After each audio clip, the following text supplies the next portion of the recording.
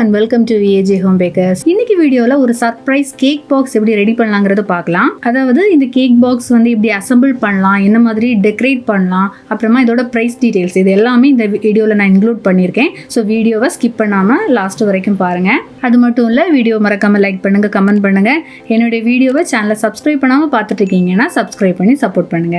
வாங்க வீடியோக்குள்ள போகலாம். ஸோ ஃபர்ஸ்ட் வந்து அந்த சர்ப்ரைஸ் பாக்ஸுக்குள்ள வைக்க போற இந்த கேக் என்ன மாதிரி செய்தேன், எப்படி எல்லாம் டெக்கரேஷன் பண்ணலாம் அப்படிங்கறத பார்க்கலாம். இந்த கேக் பாத்தீங்கன்னா 1 kg பட்டர்ஸ்காட்ச் கேக்கு. நான் அதோட ரெசிபி வீடியோ ஆல்ரெடி அப்லோட் பண்ணியிருக்கேன், அதனால நான் இதில் இன்க்ளூட் பண்ணல. லிங்க் டிஸ்கிரிப்ஷன்ல கொடுக்குறேன், பார்க்காதவங்க அந்த வீடியோ போய் பாருங்க. ஸோ இந்த கேக்கு வந்து கொஞ்சம் ஹைட்டா செய்யறதுக்காக நான் 7 inch டின்ல 2 7 inch டின்ல பேக் பண்ணி எடுத்திருக்கேன். அப்பதான் வந்து 4 லேயர்ஸ் நமக்கு கிடைக்கும். இந்த கேக்கு நான் ஃபில்லிங்ஸ் எல்லாம் கொடுத்து 1 day முன்னாடியே நான் க்ரம் கோட் பண்ணி நைட்டு வந்து நான் செட் பண்ண வச்சிட்டேன். நெக்ஸ்ட் டே மார்னிங் தான் நான் இப்போ ஐசிங் பண்ண போறேன். அதுக்காக ஒரு 1/2 கப் மட்டும் தனியாக நான் க்ரீம் எடுத்து பீட் பண்ணி எடுத்துருக்கிறேன். இதில் ஒரு லைட்டாக எல்லோ கலர் நான் சேர்த்துருக்கேன். அப்போ தான் வந்து பியூர் ஒயிட்டாக இல்லாமல் லைட்டாக அந்த ஆஃப் ஒயிட் கலர்லேயே நமக்கு ஐசிங் பண்ண முடியும். கேக்குக்கு பர்ஃபெக்டாக எப்படி ஐசிங் பண்ணலாங்கிற ஒரு டீடைல்டு வீடியோ ஆல்ரெடி அப்லோட் பண்ணியிருக்கிறேன், லிங்க் டிஸ்கிரிப்ஷனில் கொடுக்குறேன். அந்த வீடியோவில் எனக்கு வந்து ஒரு டவுட் கேட்டிருந்தீங்க. 1 day முன்னால் நம்ம இப்போ க்ரம் கோட் பண்ணி வைக்கிறோம், நெக்ஸ்ட் டே தான் ஐசிங் பண்ணுறோம் அப்படின்னா க்ரீம் வந்து எப்போ பீட் பண்ணணும், அதாவது க்ரம் கோட்டுக்கு தனியாக ஐசிங்க்கு தனியாக பீட் பண்ணணுமா அப்படிங்கிற மாதிரி கேட்டிருந்தீங்க. எப்போவுமே ஐசிங்க்கு நம்ம அந்த உடனே பீட் பண்ணி ஐசிங் பண்ணுறது தான் பெட்டராக இருக்கும். அதில் தான் கூடுதல் பபிள்ஸ் எதுவும் இருக்காது, சீக்கிரம் மெல்ட் ஆகாது, அந்த மாதிரி ப்ராப்ளம்ஸ் எதுவுமே வராது.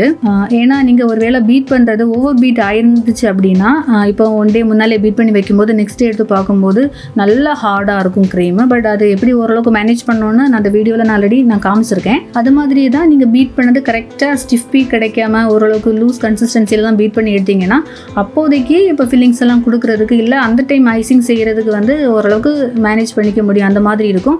அதுவே நீங்கள் வந்து நெக்ஸ்ட் டே அந்த க்ரீம் எடுத்து பார்த்தீங்கன்னா நல்லா லூஸ் ஆகிடும். அதை வந்து நமக்கு யூஸ் பண்ணவே முடியாது, ஐசிங் பண்ணவே முடியாது, அந்த மாதிரி ஒரு ஸ்டேஜ்லேயே ஆகிடும். இந்த மாதிரியான ப்ராப்ளம்ஸ் ஃபேஸ் பண்ணுறவங்க வந்து ஐசிங் எப்போ பண்ணுறீங்களோ அந்த டைம் வந்து க்ரீமை கரெக்டாக பீட் பண்ணி ஐசிங் பண்ணிக்கோங்க.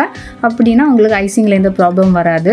ஐசிங் நல்லா சூப்பராக முடிச்சாச்சு. அதுக்கப்புறமா கேக் போர்டை நல்லா நீட்டாக க்ளீன் பண்ணதுக்கப்புறமா மறுபடியும் நான் ஃப்ரிட்ஜில் ஸ்டோர் பண்ணிடலாம். இப்போ பார்த்தீங்கன்னா இந்த சர்ப்ரைஸ் கேக் கிஃப்ட் பாக்ஸ் இருக்குல்ல, இதில் வந்து நான் ஸ்டார்டிங்லேருந்து என்னெல்லாம் ஸ்டெப் பை ஸ்டெப் பண்ணேன் அப்படிங்கிறத நான் வரிசை உங்களுக்கு ஆர்டர் வைஸ் உங்களுக்கு காமிக்கிறேன். ஸோ நான் கேக்குக்கு ஐசிங் முடிச்சு ஃப்ரிட்ஜில் ஸ்டோர் பண்ணதுக்கு அப்புறமா தான் ஃபாண்டன் ஒர்க் நான் ஸ்டார்ட் பண்ணேன். இப்போ நான் இந்த கேக்கு டெக்கரேட் பண்ணுறதுக்கு இந்த டைப்பில் உள்ள 2 சிலிக்கான் மோல்டு எடுத்துருக்கிறேன். நான் வேணதோட லிங்கை நான் டிஸ்கிரிப்ஷனில் கொடுக்குறேன். ஃபர்ஸ்ட் வந்து சிலிக்கான் மோல்டில் ஃபாண்டன் ஒட்டி பிடிக்காமல் இருக்கிறதுக்காக கொஞ்சம் கார்ன்ஃப்ளவரை லைட்டாக வந்து அப்ளை பண்ணி எடுத்துட்டேன். அதுக்கு மேலே தான் இந்த ஃபாண்டன் நான் வச்சுக்க போகிறேன்.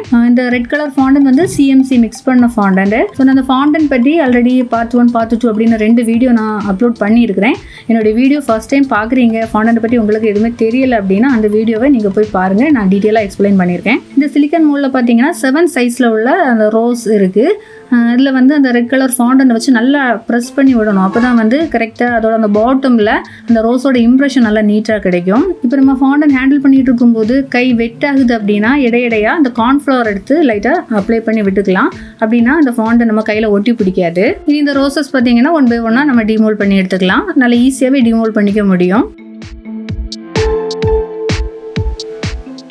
இப்போ டோட்டலாக ஒரு கேக்கை டெக்கரேட் பண்ணுறதுக்கு எவ்வளோ தேவை அப்படிங்கிறதெல்லாம் நம்ம ஒரு அப்ராக்சிமேட்டாக தான் செய்திருக்க முடியும். நான் அதனால் என்ன பண்ணேன்னா அந்த 7 inch டின்னோட பேக்கில், ஏன்னா கேக் வந்து 7 inch சைஸில் தானே செய்திருக்கோம், அந்த டின்னோட பேக்கில் ஒரு மாடலுக்கு டெக்கரேட் பண்ணி எடுத்துட்டேன். அப்போ கரெக்டாக நமக்கு கேக்குக்கு எவ்வளோ தேவைங்கிறத பொறுத்து செய்து எடுத்துக்கலாம் ஃபாண்டன் ரோசஸ். அடுத்ததாக கேக்குக்கு பார்டர் கொடுக்கறதுக்காக இந்த மாதிரியான பேர்ல் டைப்பில் உள்ள சிலிக்கான் மோல்டு எடுத்திருக்கேன். ஸோ அது வந்து நான் கோல்டன் கலரில் தான் நான் செய்கிறதுக்கு பிளான் பண்ணியிருக்கேன். அதனால தான் அதுக்கு நான் எல்லோ கலர் ஃபாண்டன் யூஸ் பண்ணியிருக்கேன். இதுவும் பார்த்தீங்கன்னா அந்த சிலிக்கான் மோல்டில் அந்த ஃபாண்டனை நல்லா ப்ரெஸ் பண்ணி விடணும். அந்த சின்ன சின்ன ஹோல்ஸ் இருக்குது பார்த்தீங்களா, அந்த பேர்ல் ஹோல்ஸ், அது எல்லாத்துலேயுமே கரெக்டாக ஃபில் ஆகுறது மாதிரியாக ப்ரெஸ் பண்ணி விடணும். அப்போ அதை பார்த்தீங்கன்னா ஃபாண்டன் நம்ம கையில் நல்லா ஒட்டி பிடிக்கும். ஸோ அதை அவாய்ட் பண்ணுறதுக்காக கார்ன்ஃப்ளவர் வந்து நல்லா அப்ளை பண்ணி இந்த மாதிரி நல்லா அழுத்தி விட்டிங்கன்னா நல்லா நீட்டாகவே அதோட இம்ப்ரெஷன் நமக்கு அந்த ஃபாண்டனில் கிடைக்கும். இது வந்து டிமோல்ட் பண்ணுறது பார்த்தீங்கன்னா இப்போ நான் செய்கிறேன் பார்த்தீங்களா, இந்த மாதிரி தலைக்குப்புற வச்சு இப்படி தான் டிமோல்ட் பண்ணோம். இல்லாமல் ஃபஸ்ட்டு நம்ம ஃபாண்டன் அப்ளை பண்ணோம் இல்லையா, அதே பொசிஷனில் வச்சு எல்லாம் எடுத்துடக்கூடாது, அது வந்து பிஞ்சு பிஞ்சு வந்துடும். இந்த மாதிரி சிலிக்கான் மோல்டை திருப்பி பிடிச்சிட்டு அந்த ஃபாண்டனை வந்து நம்ம ஸ்லோவாக எடுத்து விட்டுக்கலாம். இந்த எல்லோ கலர் ஃபாண்டன் பார்த்தீங்கன்னா நான் எப்போவுமே வாங்குற அந்த பிராண்டட் ஃபாண்டன் கிடையாது. கேக் மெட்டீரியல் ஷாப்பில் இந்த 200 grams லூஸ் பேக்கெட் வச்சுருப்பாங்க, அதுலேயும் தான் வாங்கியிருந்தேன். பட் இது வந்து தேவைக்கு சிஎம்சி சேர்த்துட்டுமே ஃப்ளெக்சிபிளாக தான் இருக்குது. ஸோ அதனால் நான் வந்து இந்த டாப்போஸ் எல்லாம் செய்கிறதுக்கு இந்த பவுடர் நான் யூஸ் பண்ண மாட்டேன். இது வந்து இப்போ பார்டர் மாதிரி தானே கொடுக்குறோம், கேக் போர்டில் டச் ஆகி தான் இருக்கும், அதனால எந்த ப்ராப்ளமும் இல்லை. இனி இந்த எல்லோ கலர் ஃபாண்டன்ட்டுக்கு மேலே கோல்டன் கலர் பெயிண்ட் அப்ளை பண்ணிக்கலாம். ஸோ இந்த கோல்டு பெயிண்ட் எப்படி ரெடி பண்ணுங்கிறத நான் தனி வீடியோ அப்லோட் பண்ணியிருக்கிறேன், பார்க்காதவங்க பாருங்கள், லிங்க் டிஸ்கிரிப்ஷனில் கொடுக்குறேன்.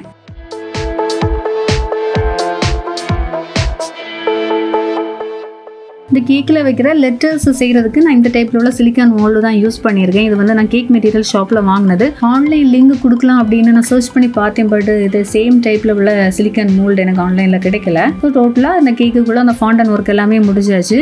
இதில் வந்து அந்த ஃப்ளவரும் நேம் இருக்கு இல்லையா, லெட்டர்ஸ், அது மட்டும் வந்து அவனில் வச்சு நான் ட்ரை பண்ணி எடுத்துட்டேன். இந்த கோல்டன் கலர் பெயிண்ட் கொடுத்தோம் இல்லையா கேக்கோட பார்டர் வைக்கிறதுக்கு, அது வந்து அவனில் வச்செல்லாம் ட்ரை பண்ண வேண்டாம். ஏன்னா வந்து அது ஹார்ட் ஆயிடுச்சுன்னா நம்ம அதை, ஏன்னா கேக்கில் வந்து நம்ம ஃப்ளெக்சிபிளாக அதை அப்ளை பண்ணிக்க போகிறோம், ஸ்டிஃபாக வைக்க போகலை, அதனால பிரேக் ஆகி வந்துடும், சரிங்களா? அதனால் அது வந்து ட்ரை பண்ணலாம். இந்த ஃபாண்டன் டெக்கரேட்டிவ் ஐட்டம்ஸ் எல்லாமே நம்ம அந்த கிஃப்ட் பாக்ஸோட எல்லா ஒர்க்கும் முடிச்சு கேக் லாஸ்ட்டாக கிஃப்ட் பாக்ஸில் வைக்கும்போது மட்டும் டெக்கரேட் பண்ணால் போதும். அடுத்ததான் இந்த கிஃப்ட் பாக்ஸோட அன்பாக்சிங், அப்புறமா இதை எப்படி அசம்பிள் பண்ணலாம் அப்படிங்கிறதையும் பார்க்கலாம். இது வந்து நான் ஆன்லைனில் தான் ஆர்டர் பண்ணி வாங்கியிருந்தேன், நான் லிங்க் டிஸ்கிரிப்ஷனில் நான் கொடுத்துக்கிறேன்.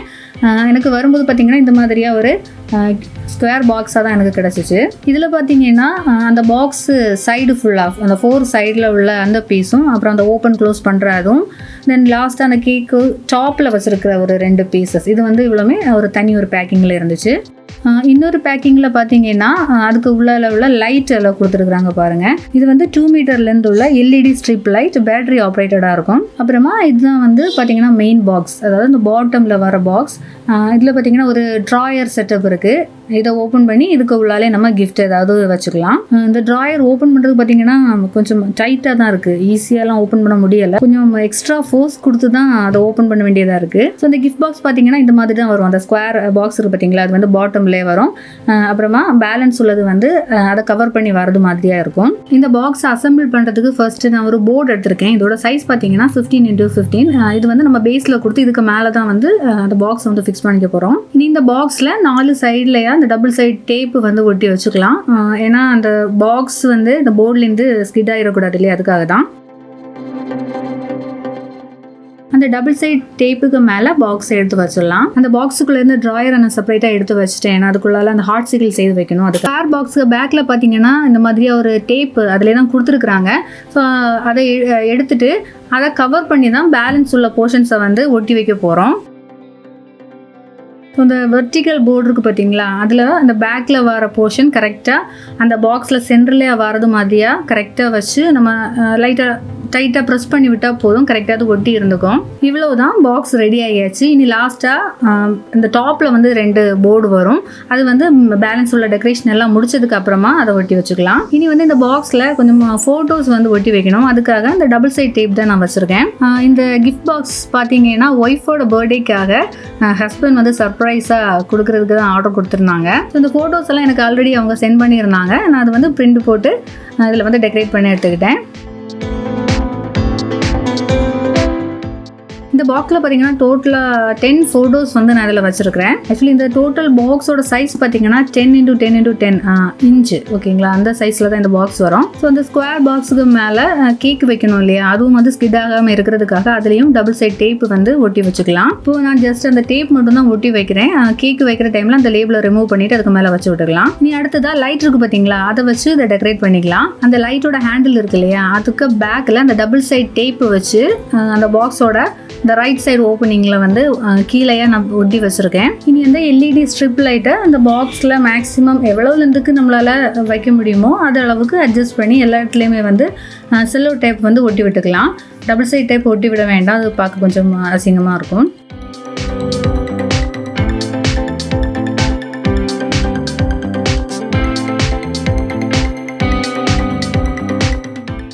அந்த சுவிட்ச் ஒரு வாட்டி ஆன் பண்ணி செக் பண்ணிக்கலாம், லைட் கரெக்டாக இருக்கா, எப்படி இருக்குன்னு. நல்லா இருக்கு இல்லையா? வெளியில் உள்ள லைட்டெல்லாம் ஆஃப் பண்ணிவிட்டு இந்த லைட் மட்டும் ஆனில் இருக்கும்போது கொஞ்சம் கூட அழகாக இருக்குது. இந்த பாட்டம் ட்ராயர் இருக்குது பார்த்தீங்களா, அந்த ட்ராயருக்குள்ள ஹார்ட்சிக்கிள் வைக்கிறதுக்காக நான் இந்த மாதிரி பேப்பர் கட் பண்ணி எடுத்திருக்கேன். இந்த மாதிரி கிஃப்ட் பேக்கிங் பேப்பர் கிராஸ் வந்து நமக்கு ஆன்லைன்லேயும் வாங்குறதுக்கு அவைலபிளாக இருக்கும். இதுக்குள்ள வைக்கிறதுக்காக 4 நம்பர்ஸ் ஹார்ட்சிக்கிள்ஸ் நான் செய்து எடுத்திருக்கேன்.